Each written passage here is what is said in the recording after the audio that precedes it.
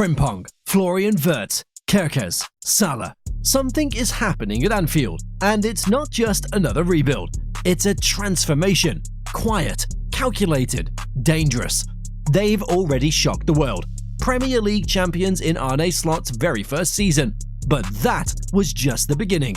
Next, this season, they're not just going for the Premier League, but looking to dominate Europe. And they're building the squad that can do just that. But how good is this squad, and can they actually dominate Europe? Well, let's talk about that. Nobody expected Liverpool to win the Premier League in Arne Slot's first season. A new manager, fresh ideas, and the shadow of Klopp still looming over the club. It had every ingredient for a transitional season, but that's not what happened. Slot came in with a clear identity: possession-based football, high pressing, quick transitions. The players bought into it, and it clicked almost instantly. From the opening weeks, Liverpool looked sharper, hungrier, and more structured than they had in years. And while City and Arsenal kept pace for a while, it was Liverpool that had that extra gear. They finished strong.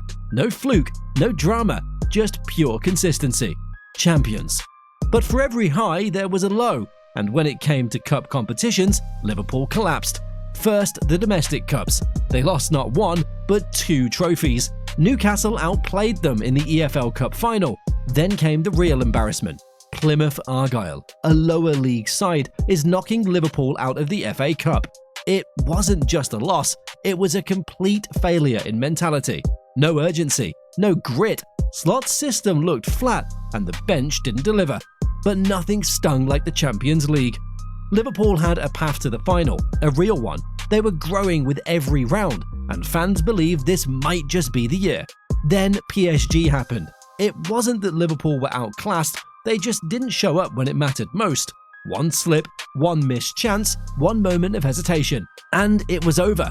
Watching PSG move on to win it all only made it worse, because deep down, everyone knew Liverpool could have won it. That kind of heartbreak either breaks a team or transforms it. And for Liverpool, it's clear which path they've chosen. They're not waiting around anymore. They're building a machine, one that doesn't fall short, one that doesn't let a season slip through its fingers. This next chapter, it's personal.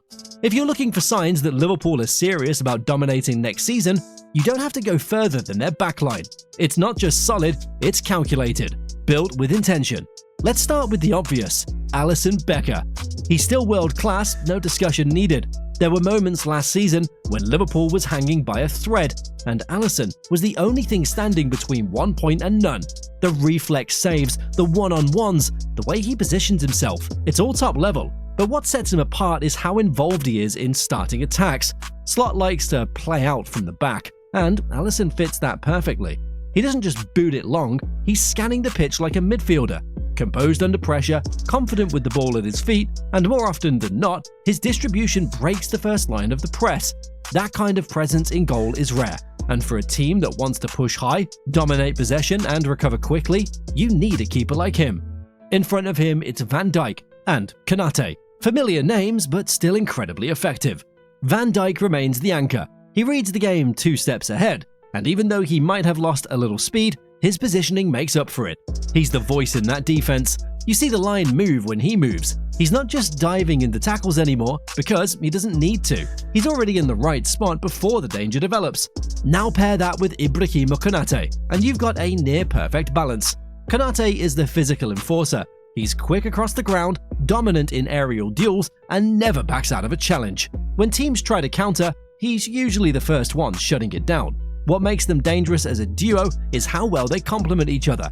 Van Dijk sits a little deeper, organizes and waits. Konate pushes higher, closes space, and brings intensity.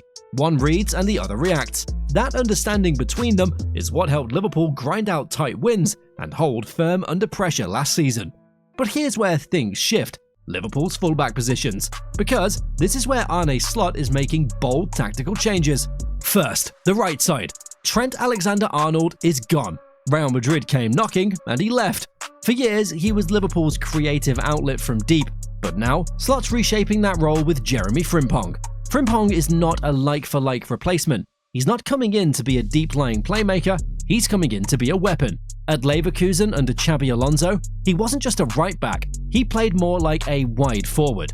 His pace is frightening, and he knows how to use it. He's direct, always making the overlapping run, and when he gets into the final third, he's not just crossing blindly. He picks out passes, takes on defenders, and even scores himself. Last season, he had double digits in both goals and assists in all competitions.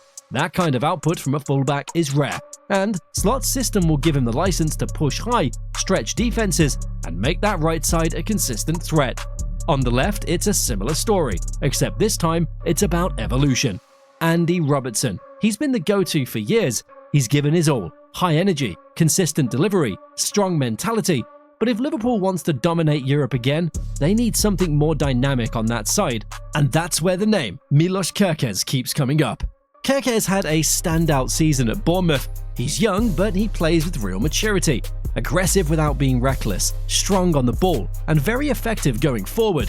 What sets him apart is his ability to transition quickly.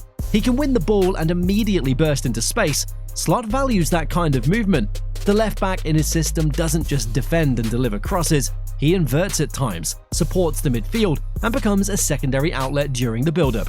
Kerkez has these qualities, and if Liverpool bring him in, you're not just adding depth, you're building a new dynamic down that flank. So, what does all this mean? It means Liverpool's defensive line is no longer just about defending, it's about starting attacks, pinning teams back, and giving the midfield more room to operate. With Alisson commanding the back, Van Dijk and Konate holding the line, and Frimpong and Kerkez bombing forward, Liverpool now have a back five that can press high without being exposed, recover in transition, and create chances without relying solely on the midfield. Slot's not just tweaking the system, he's upgrading every line. And now that the defense is set, the real control begins in the middle. This is where Liverpool looked completely transformed last season, and the changes, they aren't stopping there. The midfield is no longer about work rate and pressing, it's about balance, intelligence, and control. And right now, it's starting to look like one of the most well-rounded midfields in Europe. Let's start with Alexis Mac Allister. His impact last season was undeniable. He brought composure in possession, intelligent positioning, and vision that Liverpool hadn't consistently seen since the peak days of Thiago. Every time the ball came to him, he wasn't just passing it sideways, he was breaking lines, moving the ball forward, dictating tempo, and more importantly, he was doing it under pressure. It didn't matter if the opposition pressed high or sat deep. Mac Allister found ways to navigate tight spaces and link the defense to the attack seamlessly. He became Slot's reference point in the middle, the one who kept things calm when others lost shape. His ability to control the rhythm of a game, it's what allowed Liverpool to look more structured, especially in high-stakes matches. And when you're trying to control possession and dominate the ball, having someone like him is not a luxury, it's a necessity. Then there's Ryan Gravenberch. If we're talking about transformation stories, this one's right at the top. Under Klopp, he looked like a player still figuring out his place in the system. Under Slot, he's found his identity. He was moved into the number 6 role, something that raised eyebrows at first, but it did work.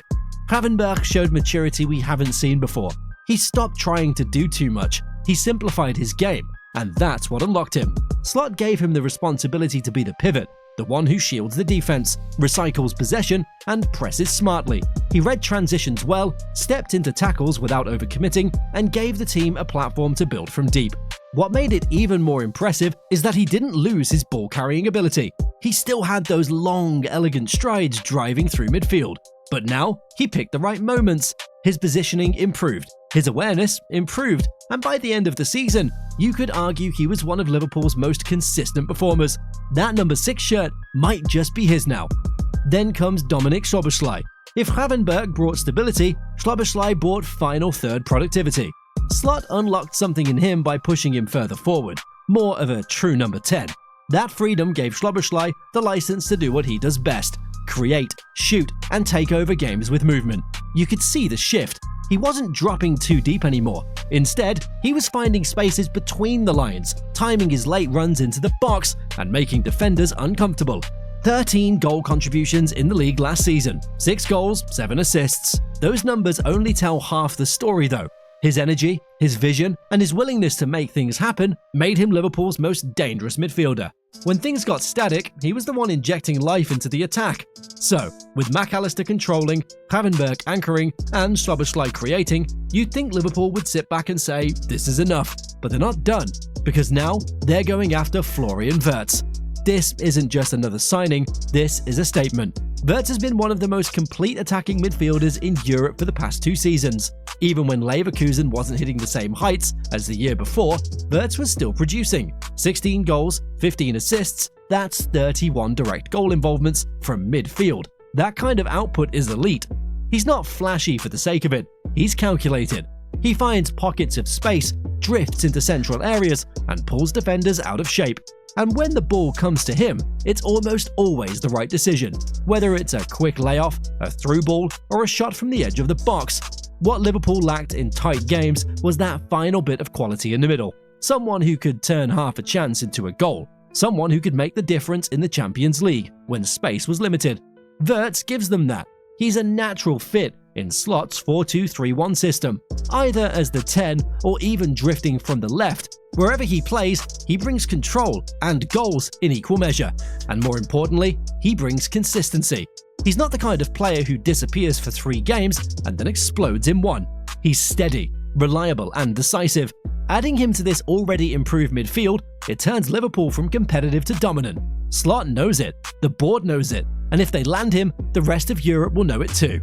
This midfield isn't just exciting, it's balanced. Every role has a purpose, every player fits, and that's the scary part. Because now, with this midfield in place, the forwards have everything they need to thrive. And that takes us to the final part of this squad, the front line, the finishers. The players who decide games in a single moment, because no matter how structured your system is, goals win matches, and Liverpool's front line, it's built for that. Starting with the left wing, Cody Gakpo. This past season, he finally settled in. He looked comfortable, confident, and more decisive. Under Arne Slot, he thrived in a more structured attacking shape. Gakpo was no longer just floating on the flank. He was involved, making intelligent movements, linking up play, and showing real efficiency in the final third. He had a solid season with consistent goal contributions, and the potential is even higher. If he sharpens his finishing and adds a little more aggression in the box, he could be a real problem next season. And when Gakpo doesn't start, Luis Diaz brings something completely different. He's unpredictable. He breaks defensive lines with pace and dribbling. While he wasn't always the first choice, he played a key role in high-pressure games, especially off the bench. His pressing, directness, and intensity gave Liverpool another gear in matches that were getting stale. On the right, it's still Mohamed Salah.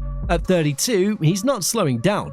This might have been one of his most complete seasons. 55 goal contributions in 52 games. That's elite. He still tears through defenders, still scores the same cut-inside goals, and still shows up when Liverpool needs him most. But beyond the goals, his leadership and consistency stood out. He dragged the team through difficult stretches and proved he was not done yet, not even close.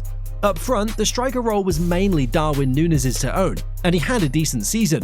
He showed better awareness, improved movement, and played with a lot more control compared to previous years. He wasn't perfect, but you could see the growth. He still brings chaos, but under Slot, it's starting to feel a bit purposeful, but he still has a lot of work to do. As for Diogo Jota, this wasn't his year. Injuries and form held him back, and when he did play, he struggled to make a serious impact. He just couldn't find rhythm or consistency. But if there's one thing Slot has shown, it's that he can revive careers. Whether Jota stays as a rotation piece or someone else steps up, Liverpool knows they need more sharpness in that role.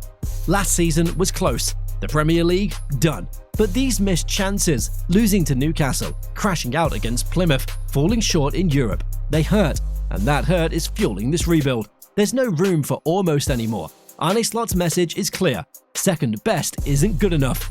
This team is being built to win everything, and with the way things are shaping up, you have to ask, can Liverpool win the treble next season?